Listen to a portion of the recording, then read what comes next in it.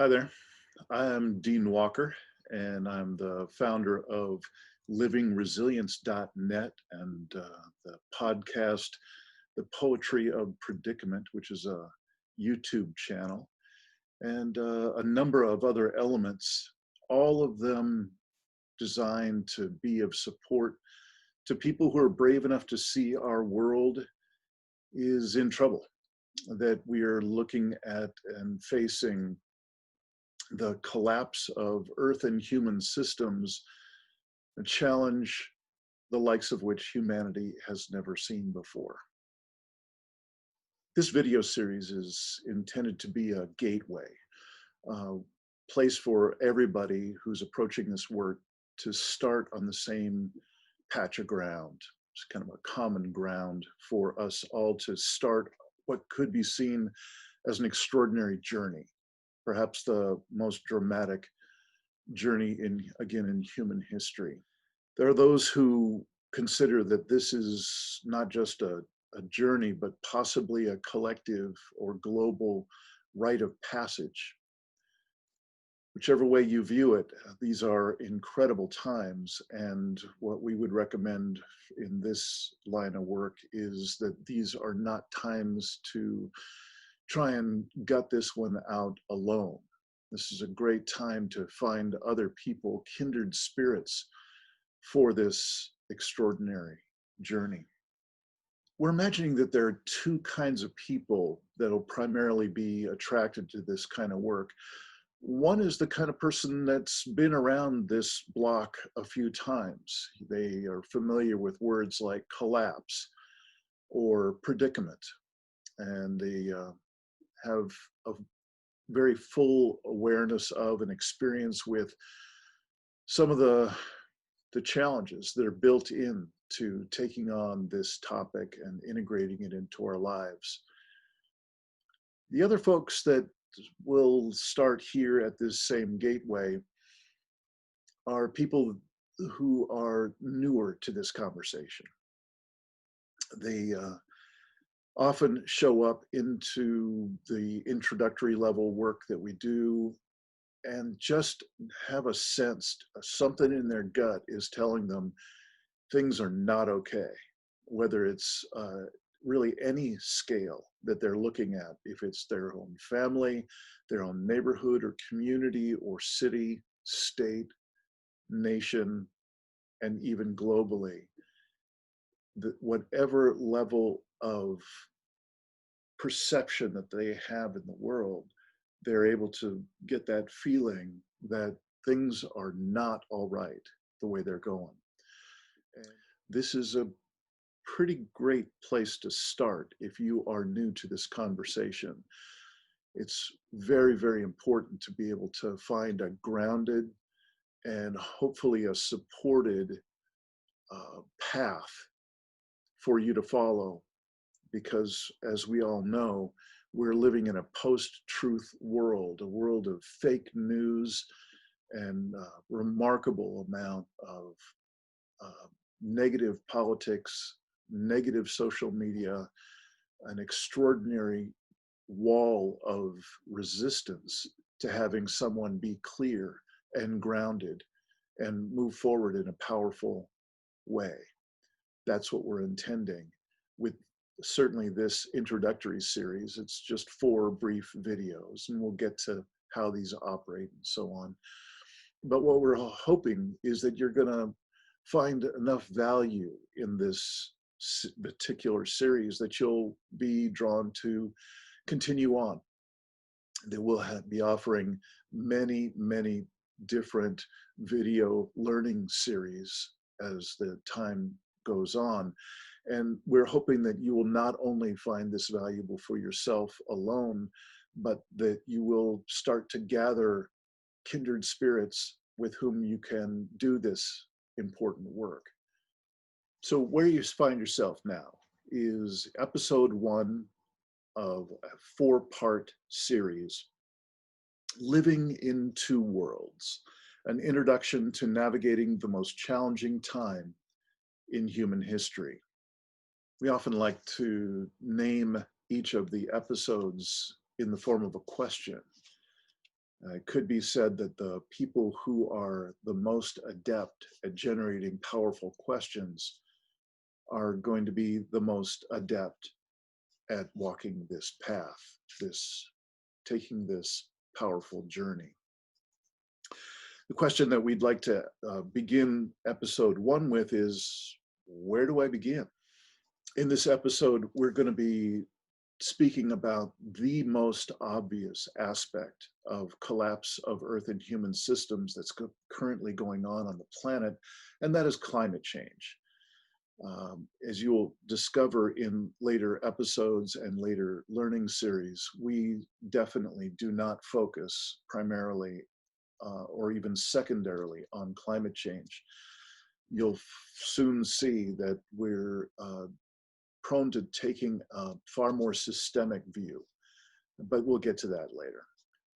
So in addition to this brief overview of climate change here in episode 1, we're also going to be tapping into a remarkable, simple self-assessment of where are we? Where do we begin? Where do we position ourselves with regard to these immense issues, starting with climate change? So by the end of this first episode, we're hoping that you're going to be able to position yourself at the beginning of the journey. We've all heard the expression, the greatest journey begins with a single step. I'd actually like to suggest that it begins with just a moment before that, which is confirming that we actually know where we're starting from. Without knowing where we're starting from, it's likely that we're going to end up doing a lot of wandering, aimless wandering, when grounded, focused attention and intent is really called for in these times. How we can start that is to really locate ourselves, figuratively speaking, using a powerful and simple tool from a dear friend of this path and this work, Paul Chafurka. Paul Chafurka calls this simple, powerful self-assessment tool the 5 stages of awareness. In Chafurka's 5 stages of awareness, he reminds us from the Buddhist perspective, in all matters, strive to do the right thing. So it's from this simple base note that he has created this powerful self-assessment tool. He goes on to say, what does this mean to each of us? In all matters, strive to do the right thing. What does mindful living in the midst of the whirlwind entail? What does it require of us in terms of personal growth, in the development of wisdom and self-awareness? How might each of us resolve our alienation from each other, from our societies, from nature, from our own place in the universe? How may we find the reconnections that are essential if we are to emerge from this tumultuous, careless human adolescence into individual and collective adulthood? Those are deep questions for dark times. And again, that's Paul Chafurka signing off his introduction to these 5 stages of awareness. Climbing the ladder of awareness. When it comes to our understanding of the unfolding global crisis, each of us seems to fit somewhere along a continuum of awareness that can be roughly divided into 5 stages. Number 1, dead asleep. At this stage, there seem to be no fundamental problems, just some shortcomings in human organization, behavior, and mortality that can be fixed with the proper attention to rulemaking. People at this stage tend to live their lives happily, with occasional outbursts of annoyance around election times or the quarterly corporate earnings seasons. 2, awareness of one fundamental problem. Whether it's climate change, overpopulation, peak oil, chemical pollution, ocean overfishing, biodiversity loss, corporatism, economic instability, or socio-political injustice, one problem seems to engage the attention completely. People at this stage tend to become ardent activists for their chosen cause. They tend to be very vocal about their personal issue and blind to any others. 3, awareness of many problems. As people let in more evidence from different domains, the awareness of complexity begins to grow. At this point, a person worries about the prioritization of problems in terms of their immediacy and degree of impact. People at this stage may become reluctant to acknowledge new problems. For example, someone who is committed to fighting for social justice and against climate change may not recognize the problem of resource depletion. They may feel that the problem space is already complex enough, and the addition of any new concerns will only dilute the effort that needs to be focused on solving the highest priority problem.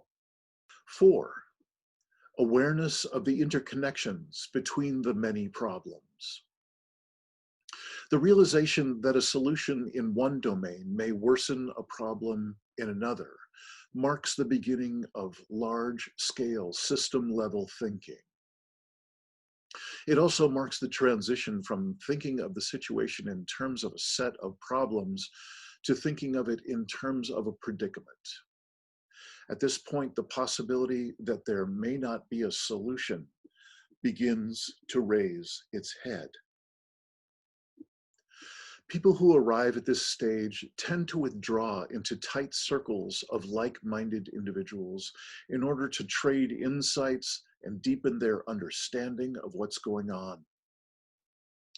These circles are necessarily small, both because personal dialogue is essential for this depth of exploration and because there just aren't very many people who have arrived at this level of understanding.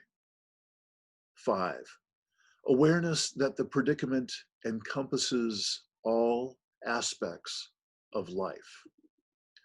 This includes everything we do, how we do it, our relationships with each other, as well as our treatment of the rest of the biosphere and the physical planet. With this realization, the floodgates open and no problem is exempt from consideration or acceptance. The very concept of a solution is seen through and cast aside as a waste of effort. For those who arrive at stage 5, there's a real risk that depression will set in. After all, we've learned throughout our lives that our hope for tomorrow lies in our ability to solve problems today. When no amount of human cleverness appears able to solve our predicament, the possibility of hope can vanish like the light of a candle flame, to be replaced by the suffocating darkness of despair. How people cope with despair is, of course, deeply personal. But it seems to me there are 2 general routes people take to reconcile themselves with this situation. These are not mutually exclusive, and most of us will operate out of some mix of the 2. I identify them here as general tendencies because people seem to be drawn more to one or the other.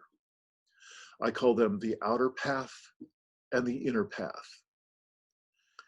If one is inclined to choose the outer path, concerns about adaptation and local resilience move into the foreground, as exemplified by the transition, network, and permaculture movement, to name but a few.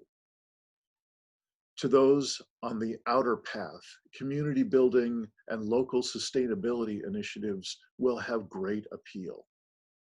Organized party politics seems to be less attractive to people at this stage, however. Perhaps politics is seen as part of the problem, or perhaps it's just seen as a waste of effort when the real action will take place at the local level.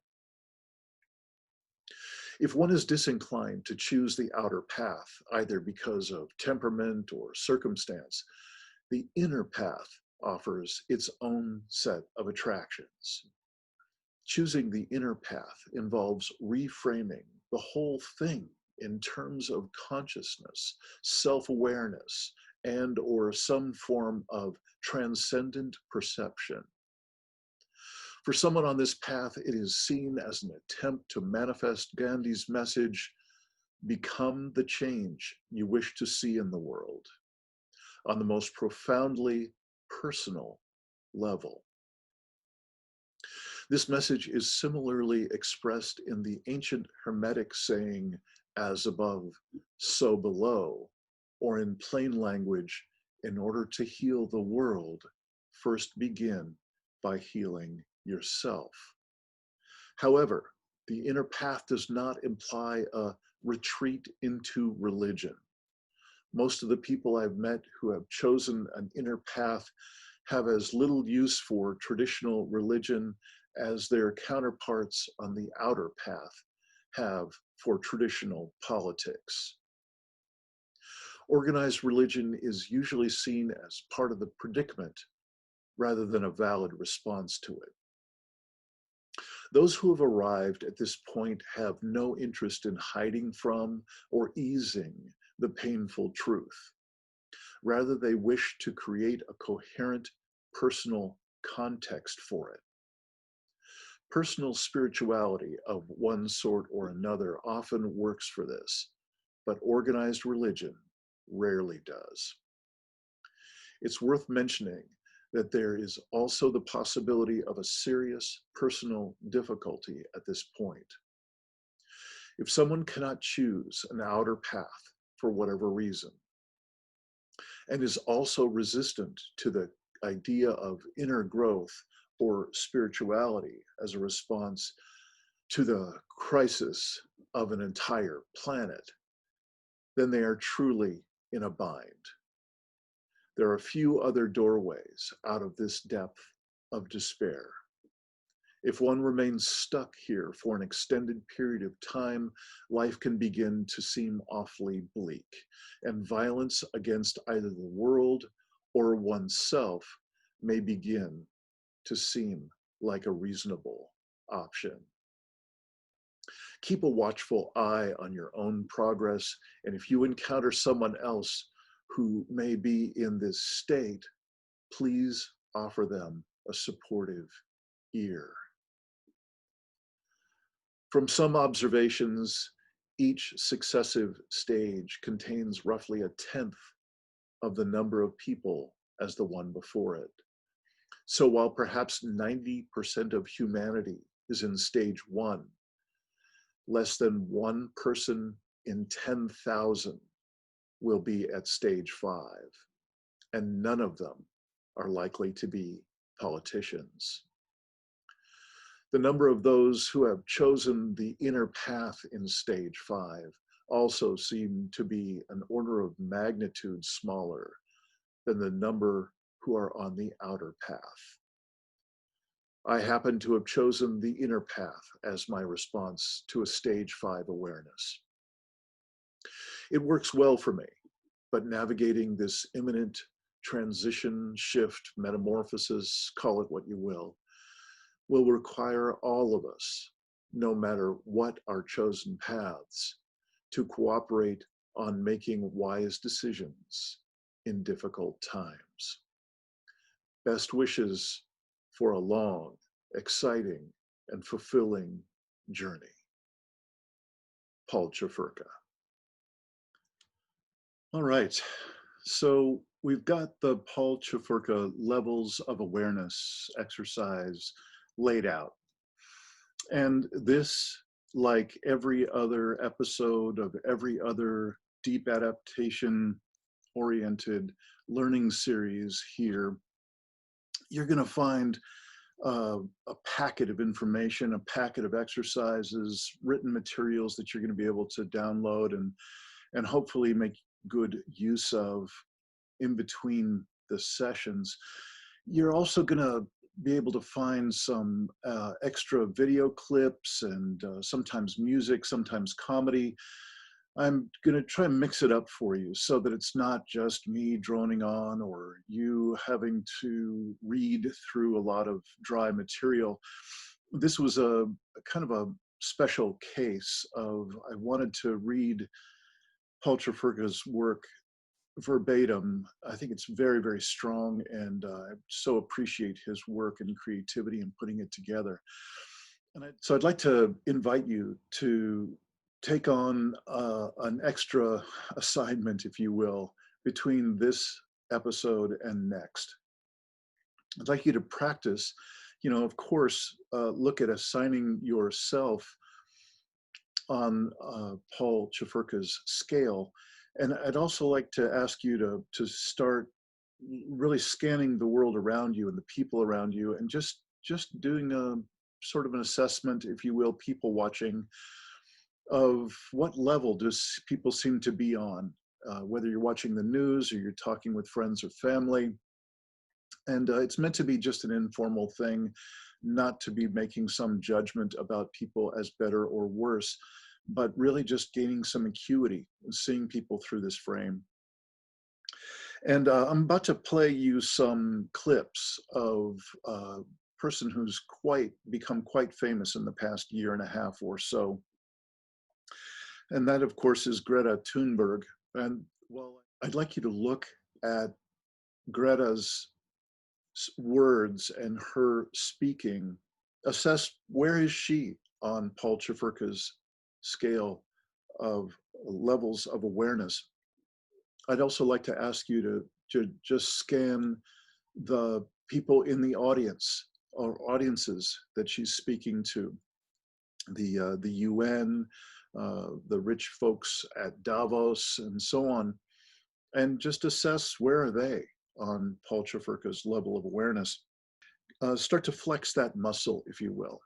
So this will be the last portion of this particular first segment, first episode in this Deep Academy learning series. So pleased that you're joining us for these episodes in this series. And I invite you again to check out the additional materials and the rest of the packet for this series in between now and episode 2. So I'll be speaking with you just a little bit after the Greta clips. And so please enjoy practicing. Last night. My name is Greta Thunberg. I am 15 years old and I'm from Sweden. I speak on behalf of climate justice now, but I've learned that you are never too small to make a difference. And if a few children can get headlines all over the world just by not going to school, then imagine what we could all do together if we really wanted to. But to do that, we have to speak clearly, no matter how uncomfortable that may be. You only speak of green, eternal economic growth because you are too scared of being unpopular. You only talk about moving forward with the same bad ideas that got us into this mess, even when the only sensible thing to do is pull the emergency brake. You are not mature enough to tell it like it is. Even that burden you leave to us children. But I don't care about being popular. I care about climate justice and a living planet. Our civilization is being sacrificed for the opportunity of a very small number of people to continue making enormous amounts of money. Our biosphere is being sacrificed so that rich people in countries like mine can live in luxury. It is the sufferings of the many which pay for the luxuries of the few.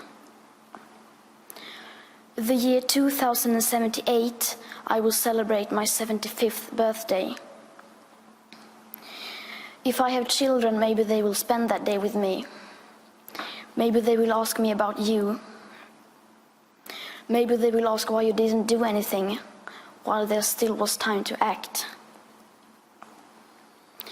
You say you love your children above all else, and yet you are stealing their future in front of their very eyes. Until you start focusing on what needs to be done rather than what is politically possible, there is no hope. We cannot solve a crisis without treating it as a crisis. We need to keep the fossil fuels in the ground, and we need to focus on equity. And if solutions within this system are so impossible to find, then maybe we should change the system itself. We have not come here to beg world leaders to care. You have ignored us in the past, and you will ignore us again. You have run out of excuses, and we are running out of time. We have come here to let you know that change is coming, whether you like it or not. The real power belongs to the people. Thank you. Our house is on fire. I am here to say our house is on fire. According to the IPCC, we are less than 12 years away from not being able to undo our mistakes. In that time, unprecedented changes in all aspects of society needs to have taken place, including a reduction of our CO2 emissions by at least 50%. And please note that those numbers do not include the aspect of equity, which is absolutely necessary to make the Paris Agreement work on a global scale. Nor does it include tipping points or feedback loops, like the extreme powerful methane gas being released from the thawing Arctic permafrost. At places like Davos, people like to tell success stories, but their financial success has come with an unthinkable price tag. And on climate change, we have to acknowledge that we have failed. All political movements in their present form have done so. And the media has failed to create broad public awareness. But Homo sapiens have not yet failed. Yes, we are failing, but there is still time to turn everything around. We can still fix this. We still have everything in our own hands. But unless we recognize the overall failures of our current systems, we most probably don't stand a chance. We are facing a disaster of unspoken sufferings for enormous amounts of people. And now is not the time for speaking politely or focusing on what we can or cannot say. Now is the time to speak clearly. Solving the climate crisis is the greatest and most complex challenge that Homo sapiens have ever faced. The main solution, however, is so simple that even a small child can understand it. We have to stop the emissions of greenhouse gases. And either we do that or we don't. You say nothing in life is black or white, but that is a lie, a very dangerous lie. Either we prevent a 1.5 degree of warming or we don't. Either we avoid setting off that irreversible chain reaction beyond human control or we don't. Either we choose to go on as a civilization or we don't. That is as black or white as it gets. There are no grey areas when it comes to survival. Some say that we should not engage in activism. Instead, we should leave everything to our politicians and just vote for change instead. But what do we do when there is no political will? What do we do when the politics needed are nowhere in sight? Here in Davos, just like everywhere else, everyone is talking about money. It seems that money and growth are our only main concerns.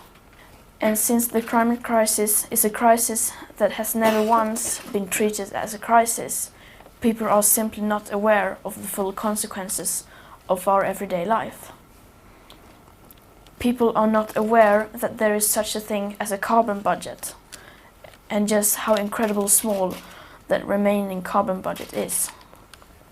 And that needs to change today. No other current challenge can match the importance of establishing a wide public awareness and understanding of our rapidly disappearing carbon budget that should and must become our new global currency and the very heart of future and present economics. We are now at a time in history where everyone with any insight of the climate crisis that threatens our civilization and the entire biosphere must speak out in clear language, no matter how uncomfortable and unprofitable that may be. We must change almost everything in our current societies. The bigger your carbon footprint is, the bigger your moral duty. The bigger your platform, the bigger your responsibility.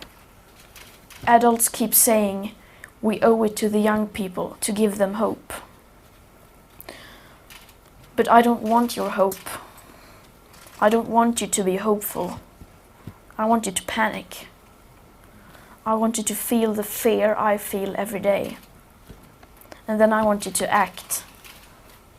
I want you to act as if you would in a crisis. I want you to act as if the house was on fire. Because it is.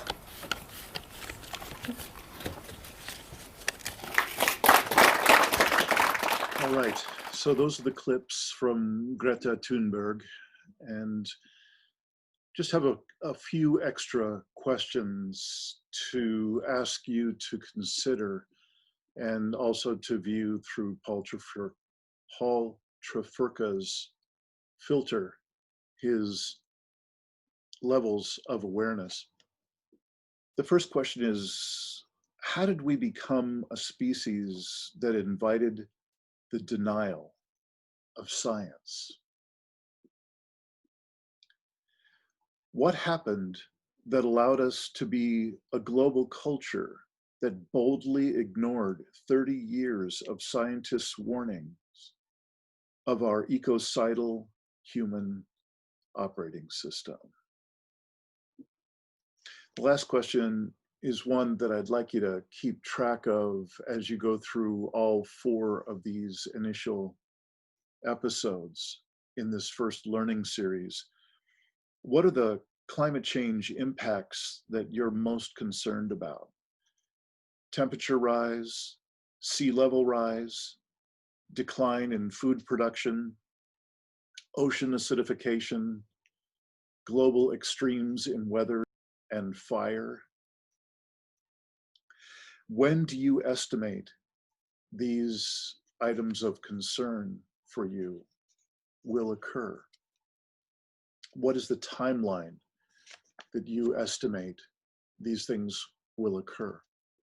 To assist you in answering these last couple of questions, I'm going to include in here what we call sober data of climate change, an update that was delivered at a meeting in Southern Oregon in early 2019 that may help you orient yourself to what are the levels of urgency about the various measures of human impact and particularly climate change on our world. 3 years ago, we explored how troubling events, primarily climate change, were coming much faster and more intensely than reported in the rare news clip we might see. The average report of that time would mention climate measures, mostly temperature rise, sea level rise, and extreme weather, in terms of the new Paris Accords and voluntary compliance with limits that spoke of lofty goals of mitigation that would cap our global temperatures at 2°C or possibly 1.5°C by the often used target of 2100. By the way, during the Paris conference, all parties knew full well that we were headed for a minimum of 3.5°C by 2100, even with full compliance by all parties within the Paris Accords. In these 3 years, we've gotten a clear view of who we, the people with wealth, power, and privilege, are in terms of our commitment to the continuity of life on the planet. Much has changed in 3 years. Much has been revealed. Very little of it is good news. Here's our 3-part update. 1, the climate change update. 2, the larger Earth system update. And 3, the predicament. Let's get going with number 1, the climate change update. In these 3 years, we've seen the IPCC, the scientific body that establishes the measure for climate change, has stopped using 2100 as the reference point for some vague and distant pesky problem of struggling polar bears. In 2018, they shifted to a far more urgent timeline of action aimed at 50% reduction of greenhouse gas emissions by no later than 2030 and 100% stop of fossil fuel use and emissions by 2050. There are currently no countries on track to meet those targets. The USA has formally withdrawn itself from this global agreement. In roughly 30 years of public, scientific, and political conversation of climate change, humanity has emitted 50% of the total greenhouse gas emissions we have caused since the beginning of human history. In 1 generation, we have steadily increased our global consumption of fossil fuels to a level that is now 100 million barrels each day. Here's a short list of change measures to date: temperature rise, sea level rise, and extreme weather. Extreme weather, it has become increasingly evident that we are in the middle of a global increase of climate-intensified natural disasters, including bomb cyclones, hurricanes, floods, droughts, and wildfires. These events and their frequency and cost are predicted to grow exponentially for the foreseeable future. The cost in the USA for the damages produced by climate-aggravated events in 2017 was $300 billion. 2019 has already seen unfathomable devastation of cities, habitat, and farmland in Australia, the USA, and Mozambique, to name but a few. Sea level rise. In his new book, The End of Ice, Dar Jamail relays climate change caused sea level rise projections correlated with the rise in CO2 levels in the atmosphere. Past mass extinction events in Earth's history show that with every CO2 rise of 100 parts per million, sea level rises 100 feet. To date, humanity has caused an increase of more than 130 parts per million of CO2 since the beginning of our industrial age. This implies a sea level rise of over 130 feet that is baked into our near future. Climate scientist James Hansen, in a 2016 report of findings, projected that sea level rise would be coming at a pace of approximately 1 meter per decade.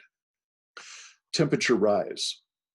Again, Dar Jamail, in one of his climate dispatch posts with Truth Out, relayed projections from the International Energy Agency that continuation of business as usual would produce global temperature rise of 6°C by 2050.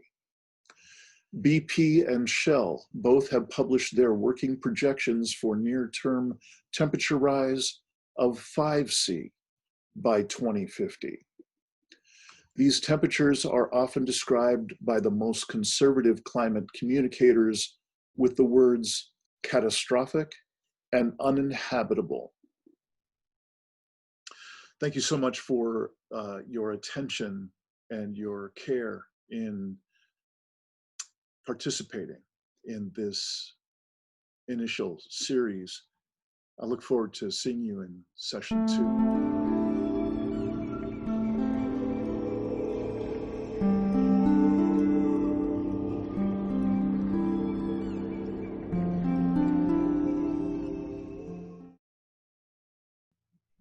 Thanks for participating in this introductory Deep Academy video learning series, Living in Two Worlds. This is a production of Dean Walker, that's me, and the Living Resilience Alliance. The vast majority of this first video session was produced months before the coronavirus onset in March of 2020. Anyone who's been aware at any level of the larger scale issues of climate change or global biodiversity loss or species extinction, or the larger, broader issues of human-caused collapse of Earth and human systems, has also been aware of the staggering lack of significant action to relieve or mitigate any of these issues for more than 40 years in which we have been aware of them all. In fact, the past 40 years have reflected a staggering intensification and acceleration of every conceivable measure of human destruction of our shared biosphere, our one and only precious home, Earth. This points to why I named my 2017 book, The Impossible Conversation, Choosing Reconnection and Resilience at the End of Business as Usual.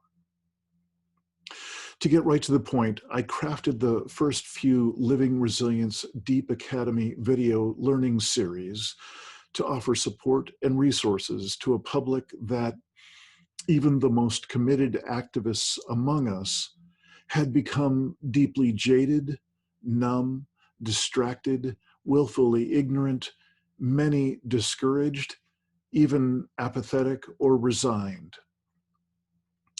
My inclusion of the Greta Thunberg clips was meant to spark a contrast between the average public response to our many global predicaments and those of a 16-year-old Swedish girl.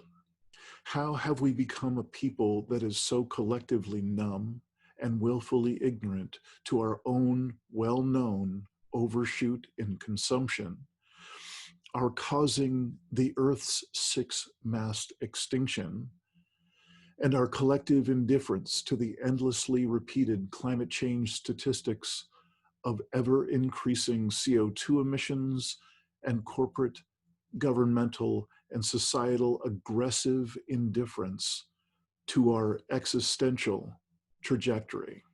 You will see questions and journaling prompts in the manual that is included in this series, prompts and questions that invite us all to explore this kind of existential question.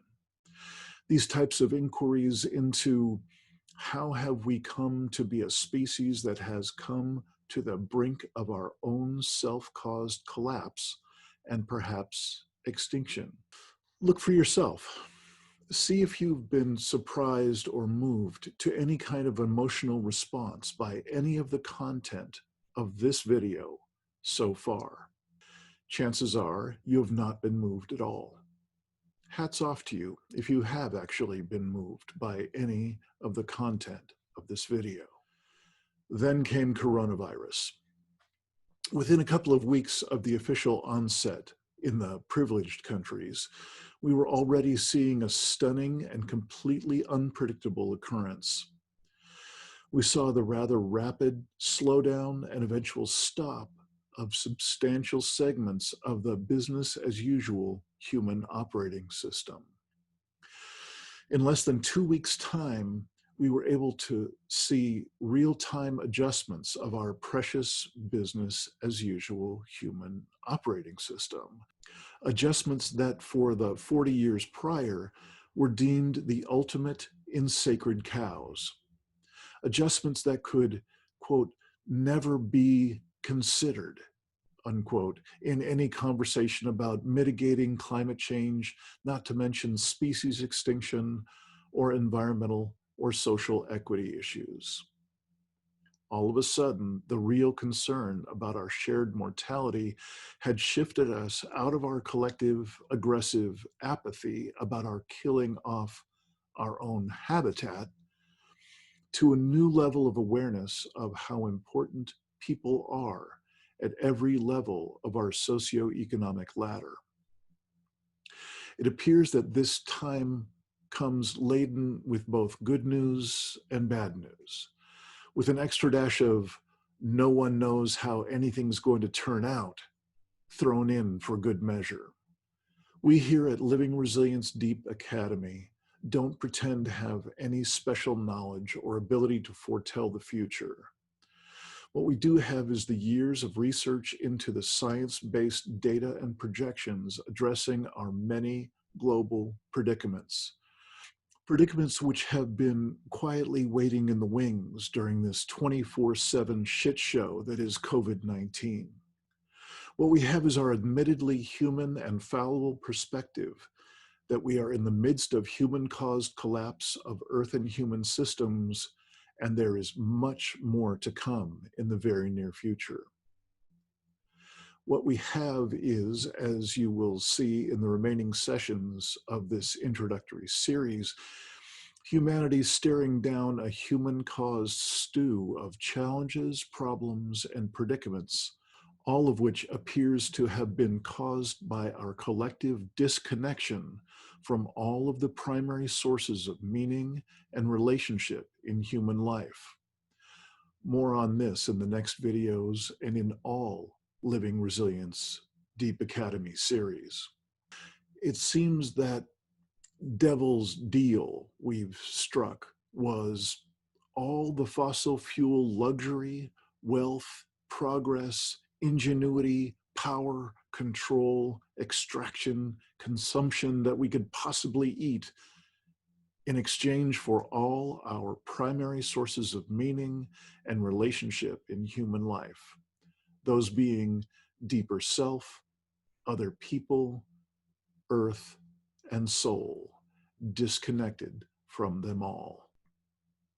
We got to partake gluttonously for about 200 years of the most miraculously potent energy source ever known to humankind, all for the price of our core connection with the web of life. Again, more on that later. So here you are, watching an introduction to one of a very few bodies of work in the world that is pointed directly at what it means to be a human being in a time of human-caused collapse of Earth and human systems.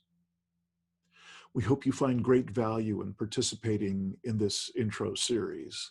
What we know for ourselves is that this is the most important conversation in human history, and the process of reconnecting ourselves, each in our own way, with the web of life is the most important practice any of us could be taking on in this existentially threatening time. We also hope that you will be engaged enough by this track of learning and reconnecting together to join us for quite a few of these series and to join us for many of our online gatherings of sharing and support. Perhaps you'll like to join us in our community of practice. Thank you again for your interest and participation in this work. See you in session 2.